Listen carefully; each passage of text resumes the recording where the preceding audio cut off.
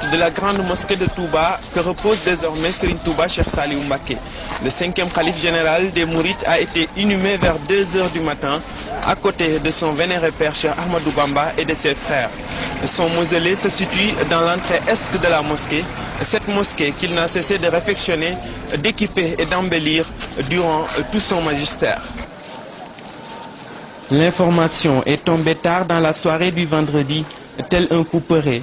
Et c'est en ce moment précis que la ruée vers la ville sainte a commencé. Tous les chemins mènent vers Touba. Bien avant l'aube, la devanture de la maison de l'illustre disparu était remplie de monde, tout comme la grande mosquée et les principales artères menant vers celle-ci.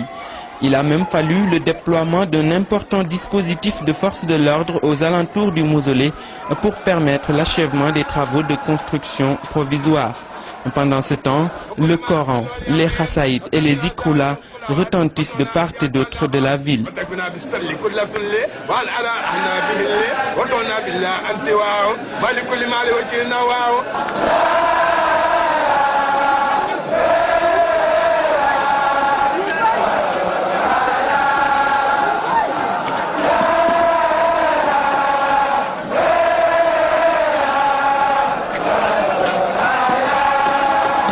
Chez certains, l'émotion et la consternation ont pris le dessus sur le contrôle.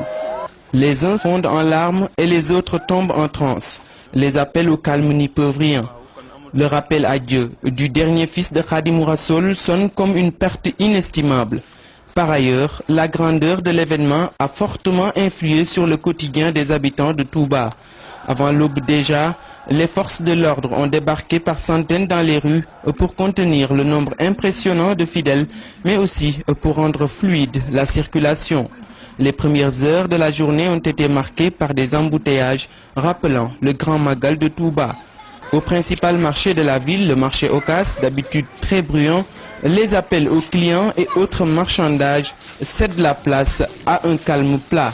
Les commerçants et autres marchands ambulants préférant fermer boutique et arrêter leurs activités pour aller se recueillir au mausolée du 5e khalife général des Mourides, qui s'entoure désormais de son vénéré père Cheikh Ahmadou Bamba et de ses 4 prédécesseurs dans l'enceinte de la grande mosquée de Touba, cédant ainsi le khalifa aux petits-fils. L'ère des petits-fils est ainsi ouverte avec le khalifa de El Hadj Mamadou Lamine Bara Mbacké. Serigne Bara est fils de Serigne Fallou, lui-même 2e khalife de la confrérie fondée par Cheikh Ahmadou Bamba.